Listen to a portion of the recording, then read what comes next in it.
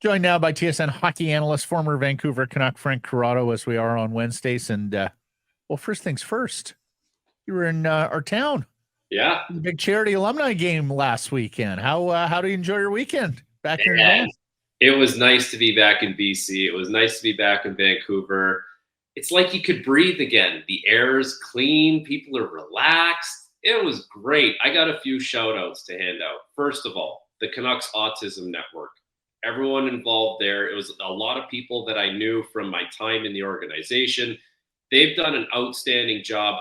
I don't know if it's this tournament specifically, but I saw the number 1.6 million floating around. Like, that's how much I think all the participants of this tournament had raised for autism programs in BC. So a huge shout out to everyone involved there. They put on a great weekend, first class all the way around. Now, the other shout out, the team that drafted me for the weekend. These guys put on a great performance. The Port Moody Old Timers. I couldn't tell you where Port Moody is, but these guys were a bunch of beauties. They were great. They welcomed me in. They just wanted to hear some stories. We had a great time on the ice. Shout out to the Port Moody Old Timers. Bunch of great guys. We got the group chat going now, so we're locked in, and hopefully we'll be back next year playing with the Port Moody Old Timers. By the way, big fans of the show. A lot of guys said they listen to Harrison Price. They love it. They never miss a week. So shout out to you guys too. Oh, thank you, Port Moody Old Timers. Was Don Taylor on that team? No, Don Taylor was not on the team. Very disappointing. All right. How often are you skating? Like, was that weird? Are you sore, or are you playing kind of regularly? Not regularly. I'm probably on the ice a few times a month. I'd like to skate a little bit more, but the schedule doesn't really permit it. But it was good. It's we're not going hard out there. Although I've heard stories about alumni coming back in the past, and guys just like flooring it on the ice, like taking the puck off people, and like playing really hard, which I think is a little outrageous. But these guys were good because obviously I'm not going super hard out there, but every once in a while I'd get like the tap, on the bench, like, hey, can you do something cool out there? Like do something that showed us that like you actually did play in the NHL. So hey, walk the blue line. Come on. As we told you, Cliff Ronning plays for keeps, man. Cliff Ronning plays for keeps out there, man. He's going. Yeah, he is going. And in fantastic shape all these years later. He's amazing. He's in great shape. And my guys in Port Moody, I believe them as a team, they raised about $50,000 leading up to this tournament. So amazing. Great job from everyone involved, and great group to be a part of. Frankie, since we last talked to you, 10-1 in San Jose, 2-0 at home to Dallas, which you saw, 6-2 at home to Edmonton. What do you make of these Vancouver Canucks? Man, they're a good team. So I don't know if you'd remember this. So back in Austin Matthews' first year in Toronto, this guy, his name is Jeff Veillette, and he had this tweet going about the Leafs are #actually good, right? And it kind of took off that year. The Vancouver Canucks are actually good. They are a good team. They are not just, it's not just a flash in the pan. They're not flying by the seat of their pants. Yes, the goaltender's playing great. So what? That makes a very good team when the goaltender plays great. And I think, you and I, we had all talked a couple weeks back about some of the metrics, the underlying metrics for the team. The goaltender was masking things. You can see in the last few games, those numbers have gotten better. So they're heading in the right direction. It's a very impressive team right now. And being in the building Saturday night to watch that game versus Dallas, there was a few takeaways. One is Demko. Demko was outstanding. He was outstanding against the Oilers. But one of the things I see with this team, it's they can problem solve their way out of many situations now, whereas in the past, they didn't have that ability because it felt like you had to do it yourself if you need to get yourself out of a jam. Now it's like, if you're under duress, you know where your out is, and the puck moves there, and everyone kind of flows with the game that way. They're way more organized. They're way more structured. And another takeaway from the Saturday game against Dallas, they're actually hard to play against. Like, Dallas couldn't get anything through the middle of the ice. That's not the goaltender. That's the team. That's the players. They have become a team that is hard to play against, is not going to give you freebies, not going to play into whatever your transition game may be. I was very impressed. Like the last 3 games, okay, San Jose, we know the deal with San Jose, but the game they played against Dallas was very impressive. And the way they were able to weather the storm against the Edmonton Oilers in that first 10 minutes, and then it kind of just bought them some time for their best players to get going. And then they didn't look back from there. I just think it's a very impressive group to watch right now. Hard to play against structurally in terms of X's and O's. And might they be a little bit, and I'm not going to overplay this, but they're not exactly pushovers anymore. Like JT Miller being an absolute dick to Connor McDavid was just marvelous to see. Like, it helps when you got a little bit of sandpaper. It's not like the extra grit that Jeff O'Neill talks about, but there's something there that they're not going to be pushed over. Even little needles like Nils Höglander in your side, like that doesn't hurt either, does it? No, and there's something to be said for having confidence. Like you have confidence, but when you have confidence as a player, you can get in someone's face and give them the business a little bit and know, like, yeah, we're a good team. We're actually going to win this game. So screw you. I'll say whatever I want to you because I can. Like that's and it may sound a little bit arrogant, but you need a little bit of that if you want to win games in the best league in the world where everyone's gunning at you. Everyone's trying to get some kind of advantage. So I like the fact that the Canucks have a little bit of that.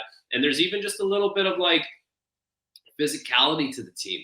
There's so many times where you see someone's going to go in on the forecheck. I think DiGiuseppe's a good example of this. He's just going to go in on the forecheck and he'll give you a little tap, just a little bump, just to let you know, like, I'm coming every single time. Right? Like that's, you don't get it just because you ridden the puck around the boards, because you saw me coming, not letting you off the hook, not giving you a freebie. And those kinds of things, like, they matter throughout the course of a game. It just chips away at the opponent.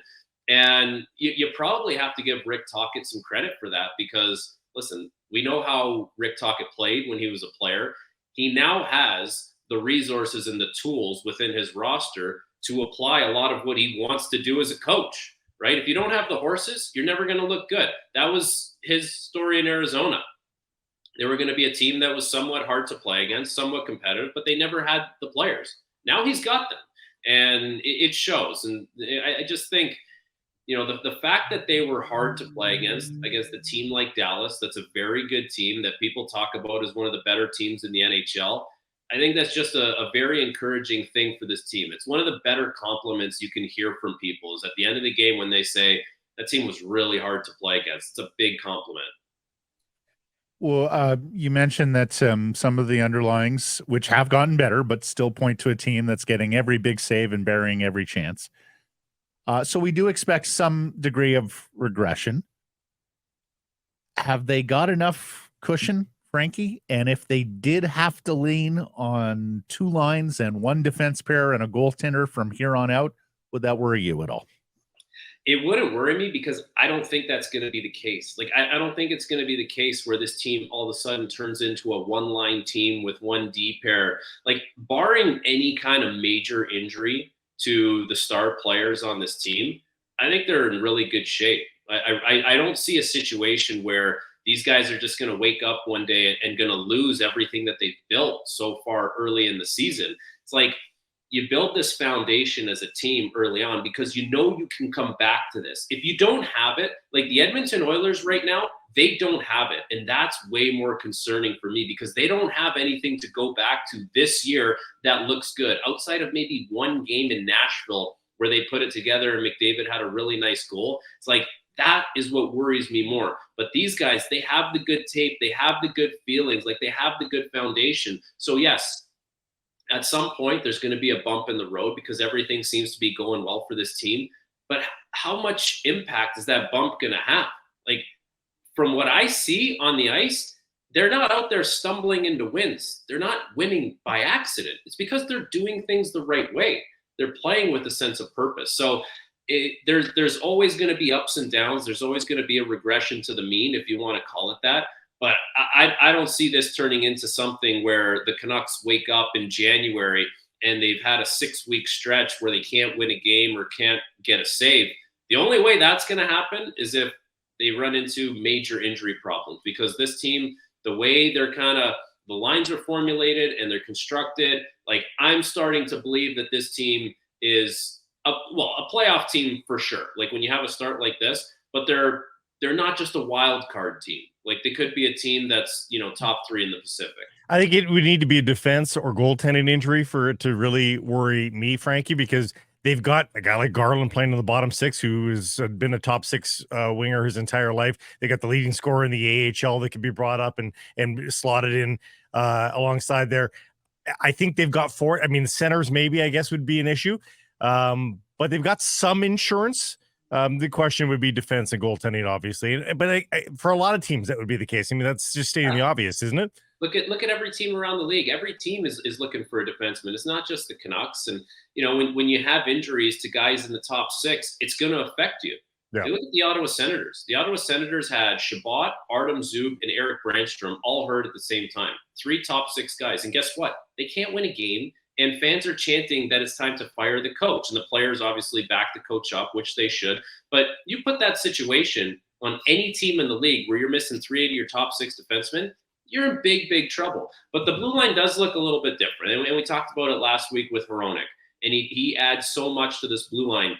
And when everyone is slotted a little bit better, as you know, you're asking less of Tyler Myers. Now you're putting that third pair with Friedman and Ian Cole in a good spot where they can just keep their game fairly low event, right? Unless something happens out there that they need to weather some kind of storm. Like I'm watching them Saturday and I'm thinking, if I was playing on that third pairing, it's a dream game for me. It was like toe caps were faced towards the Dallas Stars net all night. They were pretty clean on their breakouts. There was nothing that happened around them that made you say, ooh, that was a tough stretch for them there, or that was ugly. It was like, that was just a stock kind of game where you move the puck quick and you get off the ice. And I'm like, that's a dream come true for a third pair. That's all you're looking for. So like they're slotted better, and them being slotted better allows them to have games like that.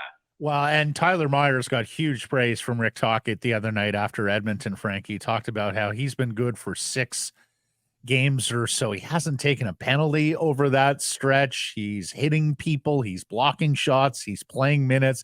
He's even chipping in offensively. A word or two about the big fella, because it hasn't been a lot of chaos, Giraffe, over the last couple of weeks. Just don't try and do too much. I think that's been the criticism for Tyler Myers is always wanting to do too much, always wanting to carry the puck just a little bit more, running out of position, or going outside the dots because you think you have to get a guy out there. It's like understanding as a D-man, and this is easier said than done because I'm very guilty of a lot of the things I'm about to say, and I'm well aware of it, but understanding that as a defenseman, everything funnels to you. Everything is going to funnel to the net. So understanding where your pressure points are, but when you have to be patient on the ice as well.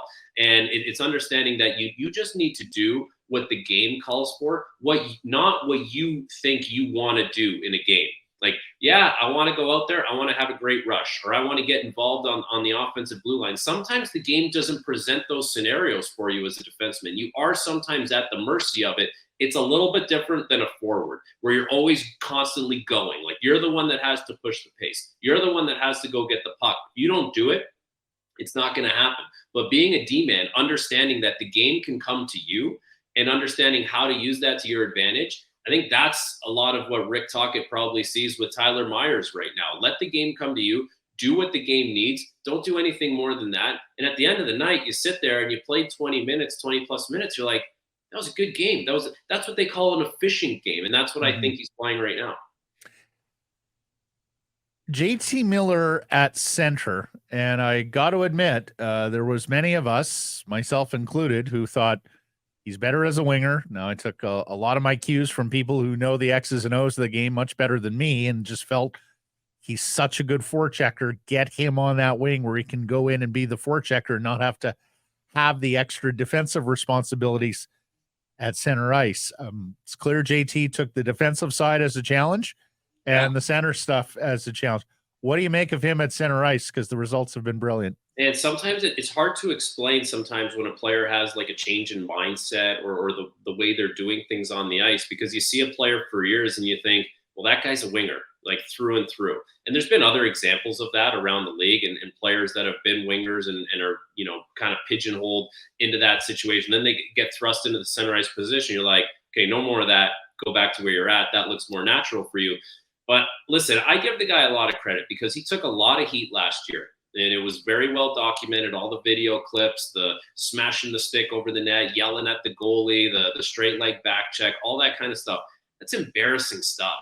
Like, that's, you know, when someone calls you lazy, that's such an indictment. It's one of the worst things you could be called as a hockey player. And there was plenty of people calling him that last year.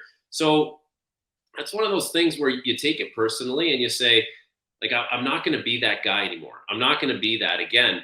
And if you have the ability to do something about it, like JT Miller does, then you're in business. Some players, unfortunately, don't have the ability. They can look bad, and they're always going to look bad because they just don't have the skill set. You have the skill set that JT Miller has. Now you can turn yourself into not what he was looking like last year. So there's a shift in a mindset there. But if you buy into just being responsible away from the puck, buy into wanting to play against the other team's best lines and relishing that kind of role, getting in Connor McDavid's face and relishing that opportunity to be that kind of player, it's great because you find your purpose in that role. And you think that it's not just a one-dimensional thing. And the team around you that is a good team, and you can see that it's a good team, you're bringing something to the table that someone else can't, that provides something of substance to that team. Now you feel the purpose. Now you feel like, okay, I'm fully bought in on this because I know we're a good team and I can see the dividends that this team is going to have because of it. You touched on tomorrow's opponent, the Senators, already. I know you see a lot of Ottawa, Toronto, Montreal. What's in store for Vancouver when they get to the center of the universe on Saturday and then Montreal the next day? A golden opportunity.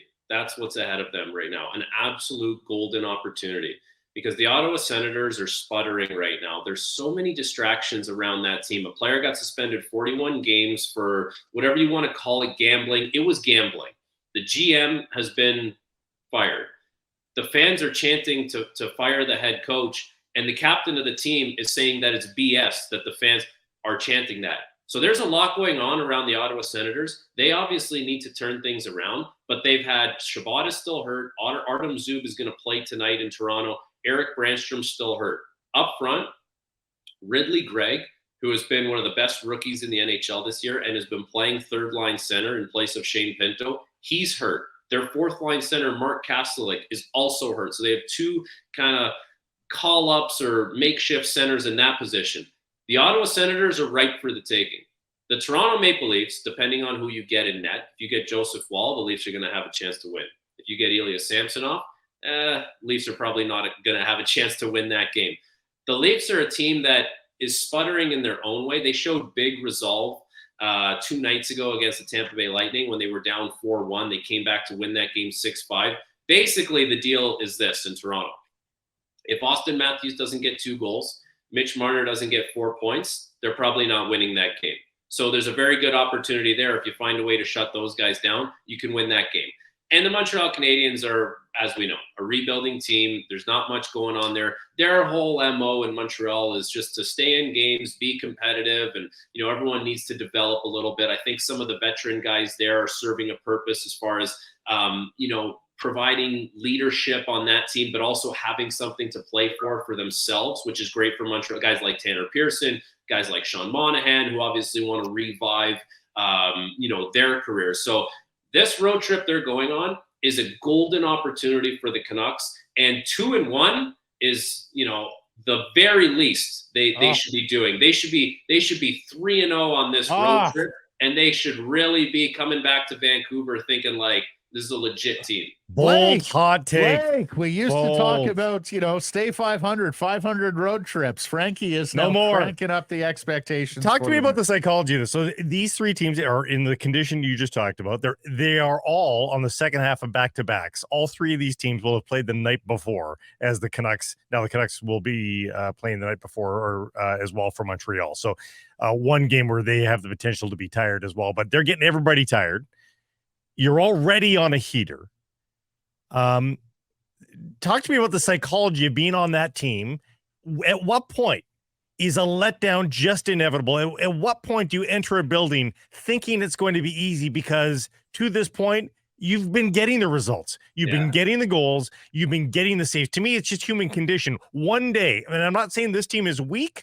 I'm saying that's made up of human beings. At what point do they walk in there and let down because it's just been so good up until this point. It can happen anytime, and it happened to the Colorado Avalanche on Saturday when they lost 7-0 to the Vegas Golden Knights in Vegas. Those are two teams that a lot of people think have a chance to win the Stanley Cup, and one of those teams may win the Stanley Cup. They lost 7-0. They got embarrassed. Like, that can happen to the Vancouver Canucks this year, and it could happen more than once because it's an 82-game season, and stuff like that is just going to happen.